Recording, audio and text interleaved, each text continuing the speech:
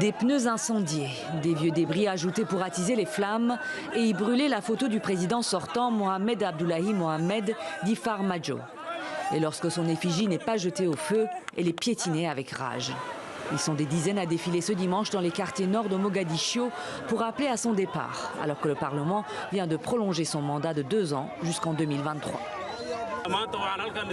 Aujourd'hui, on s'est rassemblés ici pour exprimer notre mécontentement envers le gouvernement qui prolonge son mandat et envers un dictateur qui veut utiliser la force pour rester au pouvoir. On remercie les forces militaires qui nous ont aidés à manifester pacifiquement. L'armée arrivée en force est plutôt bien accueillie sur les lieux de la manifestation.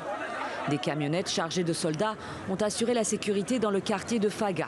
En marge du défilé, un échange de tirs a opposé les troupes somaliennes à des hommes armés.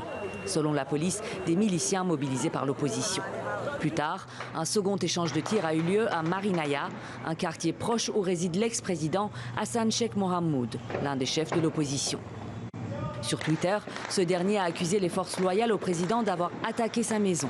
Farmajo sera responsable de ces actes, a assuré l'ex-chef de l'État, qui table sur le mécontentement populaire vis-à-vis de son rival. Les présidents dont le mandat est terminé pourraient mener le pays à la guerre. Une manifestation pacifique est en cours ici maintenant. Les militaires prennent le contrôle de nouvelles positions. Le pays pourrait retomber dans la guerre civile.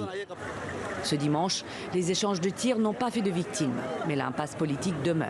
Et avec elle, le spectre grandissant d'une guerre civile dans un pays qui n'a quasiment connu que des conflits au cours du demi-siècle passé.